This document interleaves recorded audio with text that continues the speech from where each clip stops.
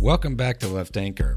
I'm Ryan Cooper, and Alexi the Greek is on vacation in Greece, so it's just me today. But and apologies for my froggy-sounding voice. But here I have with me Carl Beijer, famed Twitter personality who is not, to be clear, NBA superstar Allen Iverson. So don't get confused on that. I should point. state that up front in case anybody thinks I sound like him or anything. But Carl's got a paper that just came out for the People's Policy Project, which is it's called the Global Green New Deal. So it's basically taking the fairly brutal logic of climate change and really thinking about what that would actually entail in an international context. What would really be needed from the United States to actually help the rest of the world get their, carbon house in order. So maybe, Carl, I thought we could start by going through, what your read of the studies on future emissions pathways and what that tells us about what rich countries need to do versus what developing countries need to do. Yeah, so we have a pretty good idea at this point about what future contributions will probably look like.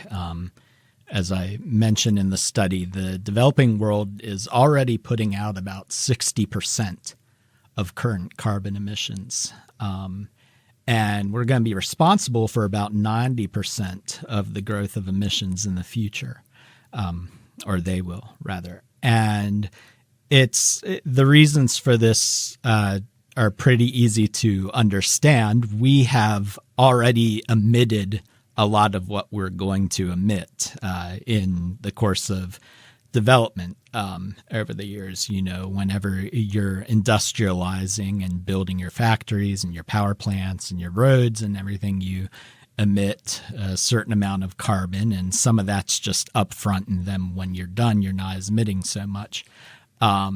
There's additionally the issue that wealthier countries have the money and the capacity to decarbonize right now. A lot of them have already begun. And so the combination of those two things means that they are putting out much less than the developing world, where you have people who are just now building coal plants, actively building them as we speak. That's the big thing. You still have deforestation everywhere, people building cities and roads and everything you can imagine that all contributes to the carbon production. And so that's the big danger, is that no matter what we do here in the United States, if we don't find a way to curb emissions abroad, then the problem is not going to be fixed. It's eventually going to catch up with us. We could get to zero emissions, and our carbon output would eventually still be climbing up to present levels and then past that. So we've got to do something. It's not enough to just clean our own house. We actually have to take active, urgent measures to fix the problem in the rest of the world as well. Yeah, correct me if I'm wrong, but I think the U.S. today is only about 15% of global emissions, right? And China now emits more than twice as much as we do. Yeah, China's the major emitter at this point, as far as I can tell. Yeah. So basically, you've got the developing world, which is gradually, with some backsliding in Australia and the U.S., sort of at least hesitantly trying to come to grips with climate change. But then you have the rest of the developing world, which is sort of starting to, or is somewhat a ways up on the traditional fossil fuel based development ladder, and if they follow the United States or European pathway all the way to the top, then we're fucked, basically, right? Yeah, and like I should stress, it's not just, what you think of the direct, like it's not just building coal plants or things like that. Right. You have all kinds of little problems that come up. For example, you have in India or in China, as the general population gets wealthier, they want to start eating meat. That's a thing that happens. And of course, meat consumption is much more carbon intensive than consumption based on rice or on grains or something like that. So you have all of these interrelated problems that's contributing to this very, very big problem that's building in front of us right now. Yeah. And so you've got a calculation in here about like what the rich world broadly should be sending to the developing world by That's right. by some method or another. And how, I guess first of all, what's that number, and how did you decide on the US's share of it? That's a good question. That ends up being one of the key questions that you have to grapple with here. So there's been a lot of work done on this, on sort of climate finance in the developing world and how it would need to proceed. There's a lot of different variables that are in the air. So you have questions like how quickly are things going to develop over there? How much is climate change going to ramp up? One of the huge variables here is how much private investment can you count on? Just a lot of different balls in the air. And so what happens is you have a whole different class of economic models that people create, that they're very interdisciplinary because they're combining the climate science with sort of economic models of how the development would have to proceed, things like that. And some of them are more optimistic than others. Some of them are just based on different assumptions than others. Some of them assume more private investment than others. There are all kinds of different ways of calculating this. And I've been following this stuff for a while. If you look at my website, you can see me mentioning it. I've been in a state of near panic about this for a long time. But over the years, back in, you can see like me writing about this in 2015. And back in 2015, my estimate was smaller than it is today because the estimates that I've been coming across have been getting bigger. That's the other difference. Over time, as the problem gets more serious, it seems to me like the cost estimates have been going up. So well, and it's also, isn't it the case that that's been 4 years of not declining but increasing emissions, so it makes the trajectory that you have to follow even steeper and therefore more expensive, right? So that would raise the price tag too, wouldn't it? Oh, absolutely. And I mean, a point that always has to be stressed. So think about this. Back in the original, when they were first sort of putting together the Green Climate Fund in the UN, and they're sort of haggling over how much should be invested. And one of the G77, their original ask is for $400 billion. Now, that number comes from them sort of doing their own models and doing their own calculations back then. And some of that, is based on the climate science back then. So we're already back to 2009 looking at climate science that was published as of 2009. But then you have to remember that if it was published in 2009, that means that it's been going through the publication and the peer review process forever. And then So you're stepping back even more years. And then you have to bear in mind that a lot of that research and a lot of that models is based on even older data. So today, when we look at that 400 billion figure that the developed world was asking for, that's based on data from well over a decade ago. It's not just 4 years. It's much longer than 4 years. And so, yes, you have this other variable here where you have sort of increasing seriousness of, scientists becoming more and more, I mean, not they've been concerned for a long time, but the models have been less optimistic, I guess you can put it that way, than they were before. Anyway, so you have all kinds of different models to choose from. And you have different sources. You have like the World Bank putting out a number. You have the World Economic Forum putting out a number. You have the UN putting out their own numbers. All these kinds of different groups are putting out their ideas of how much it would cost to sort of do green development in the developing world in a way that prevents or offsets climate change. What I did looking through here was I made a couple of what I think are conservative assumptions. One assumption that I made was that a lot of the funding models call for investments that increase over time in the coming decades.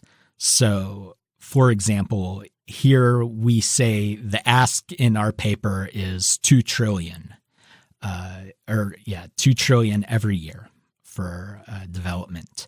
But the model that this number was based on does not stop at 2 trillion. It actually climbs up to 6 trillion by the end of the century. So by the end of the century, we should be paying 6 trillion to the developing world.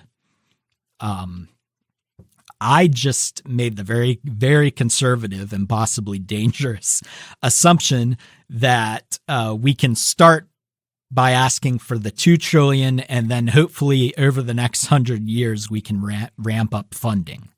But this is a small ask, not a big ask. I could have asked for 6 trillion. I'm saying let's start with 2 trillion and work from there. So right. That's an example of a kind of conservative assumption that we've made. So you were saying there are reasons why we shouldn't rely on private capital to step in here and get the job done for us. So, So I don't think this is very controversial on the left or among socialists or really even among liberals for that matter. That we've been relying on market solutions to fix this problem for a long time, with various degrees of seriousness. But, we've known that climate change has been happening for a while. And so they tried all kinds of, market tax incentives and all kinds of schemes to try to fix it. And the basic problem here is that capital really does not have much of an incentive at this point to do anything about it, in part because the climate change is hitting the developing world the worst. And also in part because, it can profit off of disasters. You have situations like New Orleans or New York City a while ago with, these are climate change problems when hurricanes are flooding entire cities, and capital can make money off of that. It's not a huge problem for them yet. I think it would be eventually, but at this point they can sort of ride it out and not worry too much about it. Maybe pick spots and look for places to profit off of it. So there are perverse incentives involved.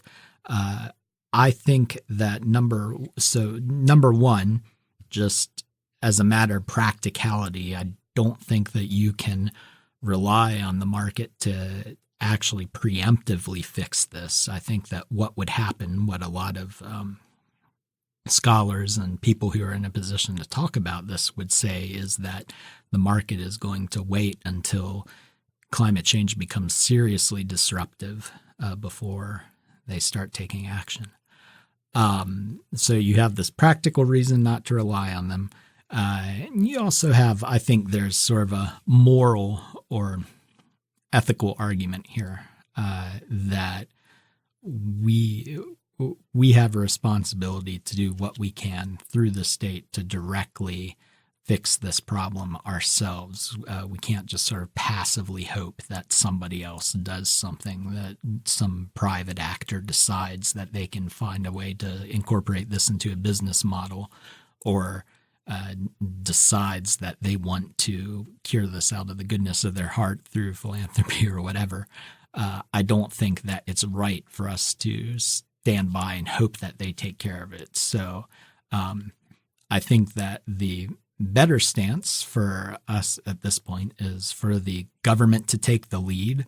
I could see this conceivably becoming a situation where the private sector, this actually incentivizes the private sector to step up and do something about it, just because they don't want the government taxing them so much or doing whatever you would have to do to raise this money. So part of this is, if you have the public sector take the lead, it sort of gives us leverage to pressure everybody else to do something about it too. But ultimately, I don't want to depend on that. I don't think that's the right approach here.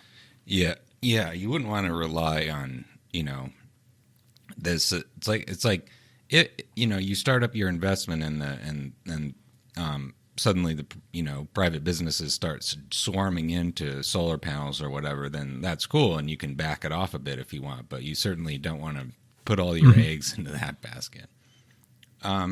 Yeah. So you got this number, $2 trillion. Sort of conservative estimate, and you say the U.S. ought to be responsible for its share of the OECD GDP, which is about a third, 34%. So $680 billion a year, and you've got various funding mechanisms to raise that money. And so, can you run through those options for us? Yeah. So basically, this was a sort of the most intensive part of this project, was figuring out how to finance it. What's the appropriate way to proceed with that? Because the dollar amount for how we want to invest in that's not really hard to come across. If you look at all of the different sources and stuff like that, it's sort of the lower range is maybe in the 1 trillion. And then, you get into some astronomical ranges where we're talking about like $10 trillion, but that wasn't very hard to decide on. The hard thing here was to try to figure out a way that we can finance this that gets around what I call the Donald Trump problem, where when Donald Trump withdrew from the Paris Agreement, he also very loudly withdrew from the Green Climate Fund.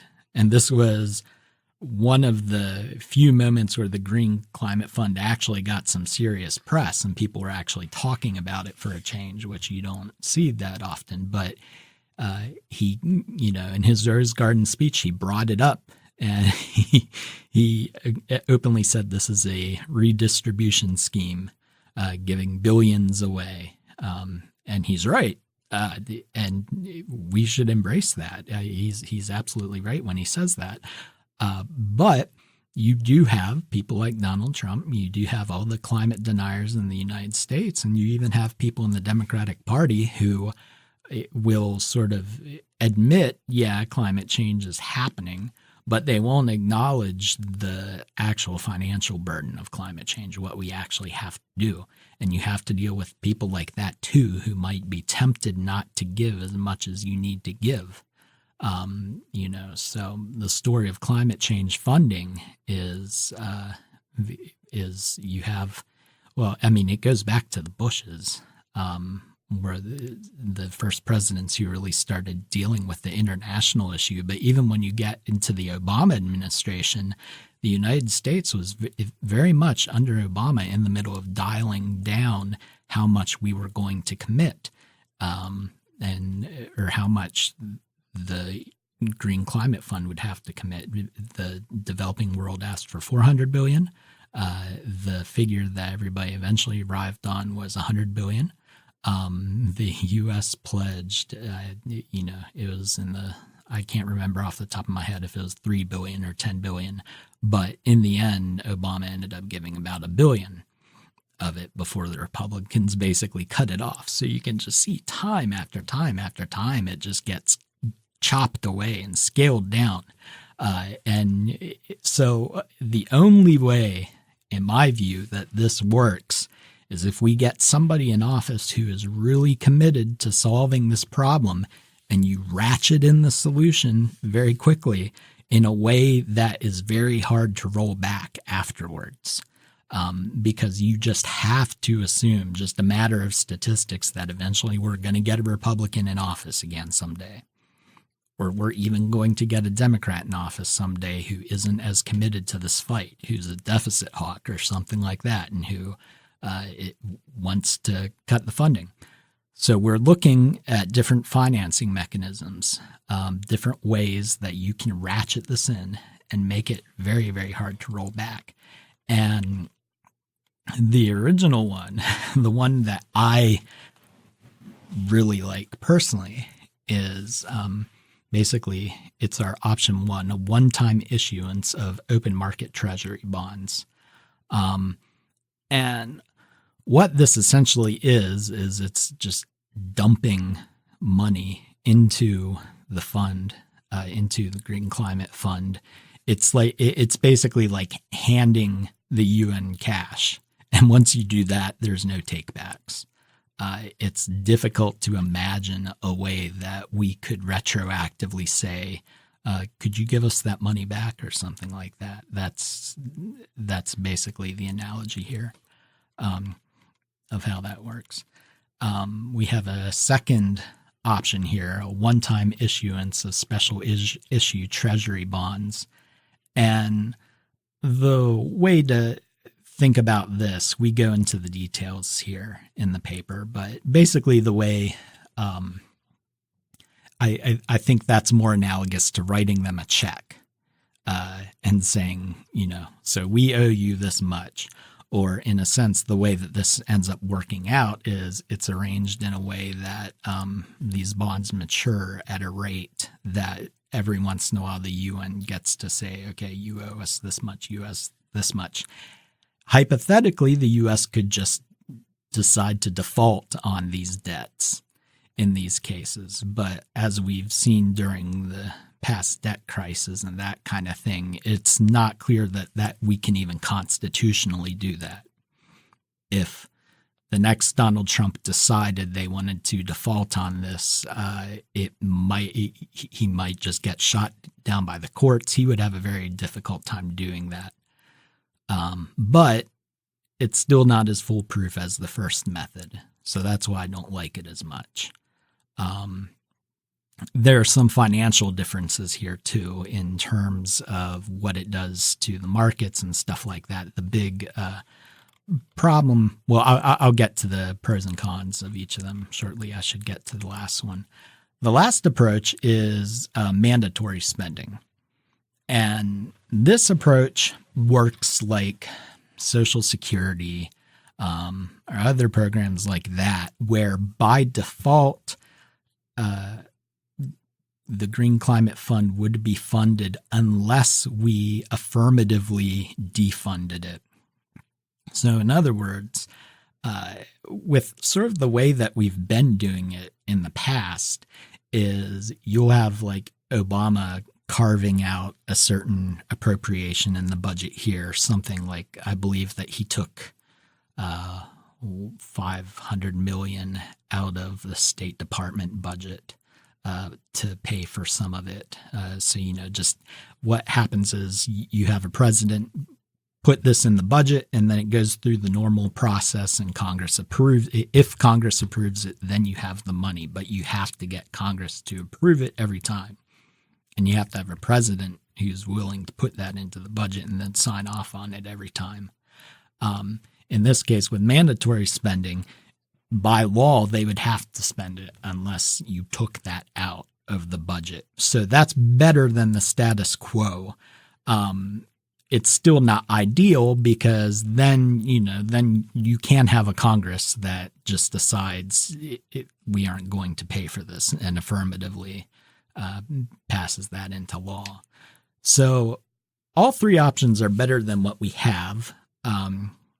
They're both they're all guaranteed in different ways to ensure that we're paying this reliably to the UN, or to make sure more like the UN gets it reliably. But they all have different disadvantages too. So, for example, you have interest rate problems with the first approach, because basically what we're doing is we are just, printing a lot of money at once and throwing it into the market. Here, for the option one, we would actually be investing $10.8 trillion to cover $680 billion per year for a long time.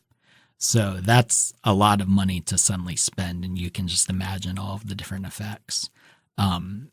Option two, because it's sort of staggered over time, it minimizes those effects a bit. And then option three, the mandatory spending is just like any other spending program. So it doesn't have those same problems. So you're dealing with trade-offs across the board here. Yeah. Yeah. A question I had, because, I'm sure the instant reaction that anybody reading this plan is just like, you'd never get this passed. I mean, this is so like pie in the sky. It's yeah. But but on the other hand, like, this is like, we got to do something like this, something on this scale. Yeah. The logic of it is inescapable. Mm-hmm. Would you think so? I had, on the one hand, would you think it would be appropriate to allow, Americans to get some of the, like, maybe you could have a world development fund that was even bigger than the one you support, and then Americans could be eligible for some of those, like, grants and whatnot to, refurbish their businesses or homes, just like reduce their emissions and so on. You think that would be a reasonable idea? So, yeah, this is the one of the big political dynamics that comes into play here, where basically you are asking the U.S. to do something very. It's certainly self-interested in the sense that if we don't prevent climate change, then we're all screwed.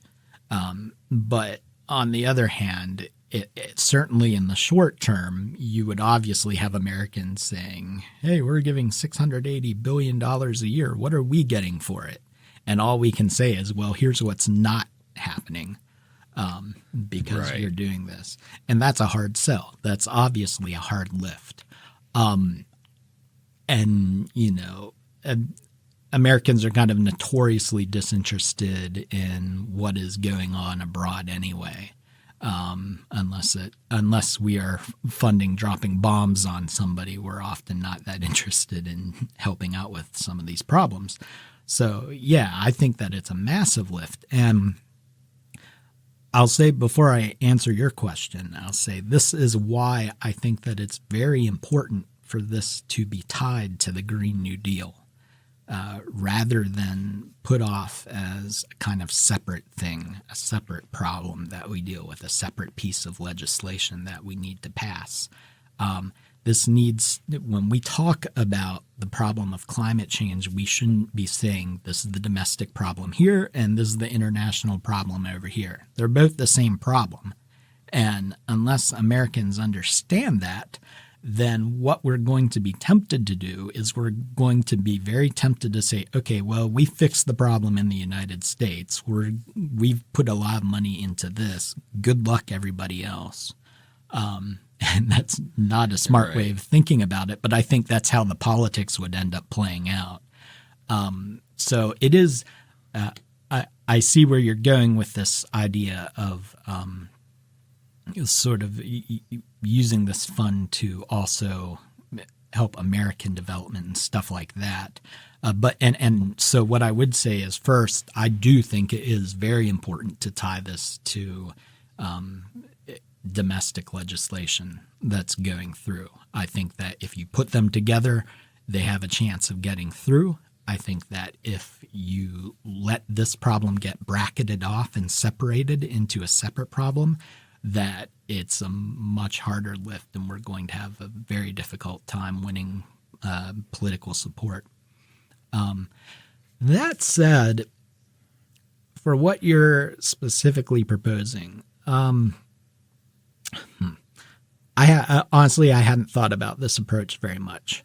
I thought it's I'm instinctively a little skeptical, just because whenever I hear, this has been the dominant approach so far to the international problem. People do talk about this a little bit. But every time we talk about it, we're trying to spin it in terms of American self-interests.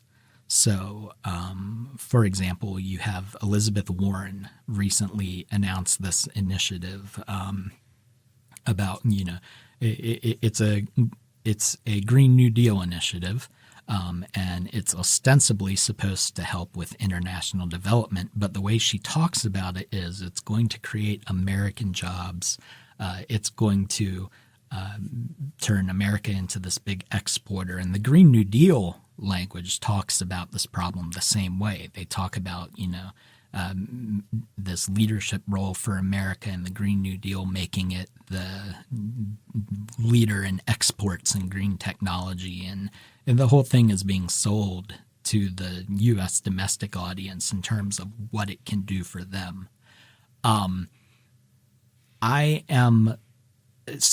a little skeptical of that approach, just because if we're constantly thinking about this in terms of our own self-interests, exclusively as, okay, well, what can we get out of it?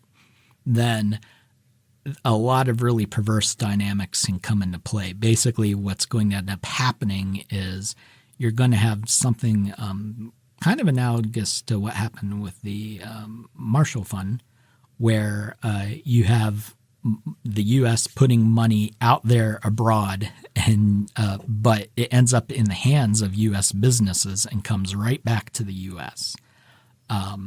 You're going to have this situation where we have really helped ourselves out, but we've put the rest of the world in this position of dependency. And it's sort of taken advantage of the situation to benefit ourselves. And I think that part of taking responsibility here for a situation which we are largely responsible for and that we have created is acknowledging, hey, we're going to have to make investments here that don't necessarily help us out directly. They help the problem with climate change, but maybe, maybe we're going to end up giving money to, I wouldn't say, to one of these low-lying island states that creates jobs there, but it's not necessarily creating jobs for us. You have some schemes out there that I think are pretty wild, where his name is escaping me, our climate change candidate right now. What's his name? Jay Inslee. Mm-hmm. Inslee. So Inslee's big proposal is it's sort of vaguely modeled after the Peace Corps. They want to send people abroad, and they're talking about doing, these like expertise exchanges that are very big in the NGO world and stuff like that. They have these ideas of fixing climate change by sending Americans abroad to help them over there with the problems over there. And, maybe there's a place for that, particularly like when you're dealing with like tech issues and stuff like that. There's probably a place for that. But if we're relying on that as a primary mechanism, it's grossly inefficient. Like just think about this. Instead of just paying somebody in China to do the work, we are paying an American to do this work, and we're paying to send him over there, to fly him over there. We're paying for his room and board. We're paying for all this stuff. That's just a grossly inefficient way, among other things, of doing this. And that means that what's already a huge price tag is going to be even bigger. If we try to solve this international development issue by routing all of the money inefficiently through the U.S., the price tag is going to be much bigger than $680 billion a year, because a lot of that money is going to go right into American hands. So that's where my skepticism of your proposal is coming from. As I've said, I haven't thought it through, but every time that I hear let's fix international development by doing something that helps the U.S., I'm just instinctively skeptical, because that often ends up being, okay, we're going to be doing this much less efficiently then, if nothing else. Yeah, I mean, I totally see that, but I don't know. It just seems like it might be a little easier to swallow, and especially you're talking about something that's like, what, about 2/3, 3/4 of the size of the whole Social Security program. If you kind of sweeten the pot, and create some domestic constituencies, I mean, it was like the idea of the Marshall Plan, right? You give all these loans to wrecked European countries, and they use them to buy American exports. But the idea is then those exports rebuild their economies so that they're more productive, right? And so they're not just sort of roped into, just buying those same exports over and over, right? And at least in the case of, say, Germany and France, that worked pretty well, right? Like they did become, regain their economic strength and not, like develop a domestic economy. I'm not sure that you can casually make the analogy between what happened in Western Europe and what would be happening if you tried to do these similar kind of programs in sub-Saharan Africa. There are some horror stories out there talking about how, the Green Climate Fund is not a perfect vehicle itself for solving this. No. And I think that's probably going to be the major point of criticism of this proposal. I think that the problems with it are solvable, and I can't think of a better vehicle for this, because the Green Climate Fund, number one, it has just the capacity to deal with this. It has. I can imagine the Green Climate Fund administering $2 trillion a year in global development. I can't imagine. I'm trying to think of who else would do it. Like, I don't want to give this money to the World Bank. The World Bank was actually they were actually administering the Green Climate Fund at first. I believe that they're out of it now. I'm not 100% sure about that, but I know that they were at first. And there are stories about, they're doing things like building some dams in Lebanon that's supposed to be climate mitigation stuff, but it's causing different environmental problems. And so as I was saying, I know that the Green Climate Fund has its problems, but I think that it has the capacity to do this. And I also think that it has a degree of legitimacy that a lot of other vehicles for solving this don't have, because number one, it's, this is ultimately under the auspices of the United Nations, which is the closest thing to a global government as we have. This was an institution that Stalin and Mao were willing to work with on occasion. I think that American socialists should be willing to do it too in a state of emergency. And the thing that I really like about the Green Climate Fund is, by international law, it is governed by a board that is 50-50 represented by the developing world. So by people on the board have to be from the developing world or from low-lying island nations. So this isn't just a situation where the United States, China, and France are making all of the decisions about how it's spent. They have significant input. They have skin in the game here, and so they're the right people to be making this decision. Yeah, I think that's a great point. I feel like this is the foundational problem with the IMF and the World Bank sort of Washington consensus shit, is that you had these institutions run entirely by rich countries who are inevitably infected by the class interest of the elite in those countries, and then they're supposed to tell Zambia what to do when they get into some debt crisis. It's like, Of course it fucking doesn't work out.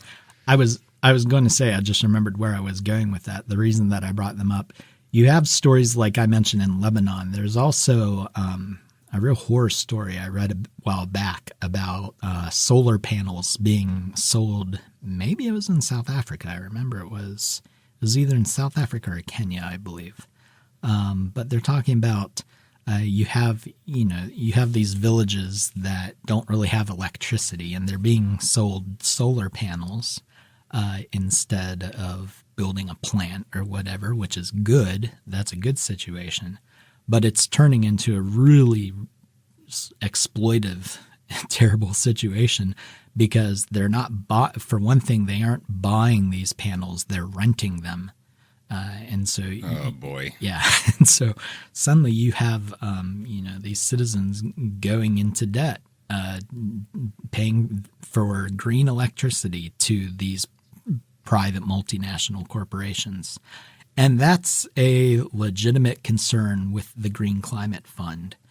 I think that with this program, one thing that I don't talk about in this paper, because I think it's just beyond the scope of the paper, but I'm working on a supplemental piece to this paper, which I'm going to put on the blog, carlbeijer.com. Because we are investing so much money in this problem, in this scenario, of course, one of the things we're going to try to do is we're going to try to get other OECD nations to pay their share so that we can get to the $2 trillion. But another thing is, if we have a government that's actually willing to pony up here and put the $680 billion on the line, I think that this government would also be willing to negotiate for better terms and have the leverage to negotiate for better terms in how the Green Climate Fund is being run. So, for example, I personally do not think that any of this money should be going into loans where the developing world is paying interest to pay us back. That's just absurd. I think that you can make, I think that you can make arrangements where if we are putting money into tech with these investments, that companies shouldn't be then patenting the technology that gets developed from it and profiting off of that. I think that it should probably belong to either the international community or the affected country. So there are a lot of problems with the Green Climate Fund, but I don't see very much that you can't negotiate your way out of if you're coming to the table with the potential $680 billion a year. Yeah. I mean, it seems like if you're willing to take that step, you ought to be willing to, cede some control and so on. It doesn't. This so the last question I had for you was just touching on that thing you just said about technology, and it strikes me, looking at the emissions pathway that has been projected,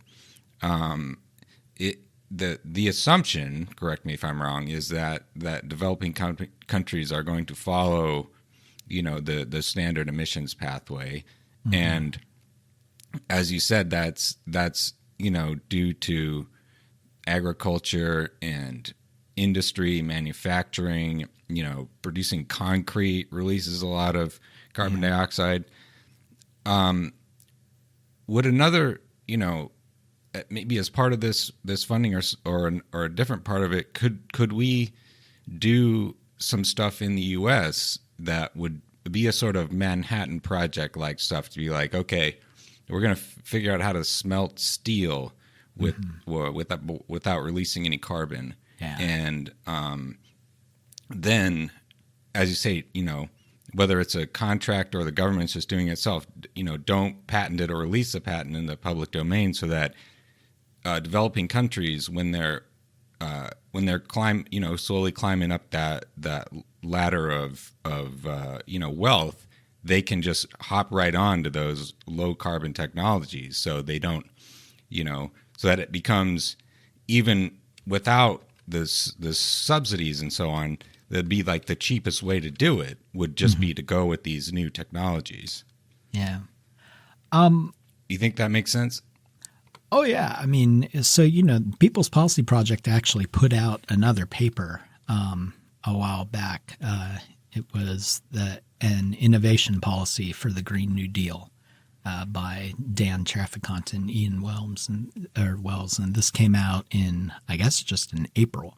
And they propose sort of an approach to technological development in the United States for these kind of investments, because I think I'm not somebody who is too worried about putting money into research for any kind of technological fix or that kind of thing. I think you have to try everything, and so in this case, I think that it's pretty straightforward. What you want to do is you want to invest in the United States. You want to invest a lot of money in tech, and you want to make, as a condition for that money, you want to fix some of the problems that are often associated with government subsidies. So you just say, hey, we're going to pay you to develop this, but we get the patents. You don't get the patents.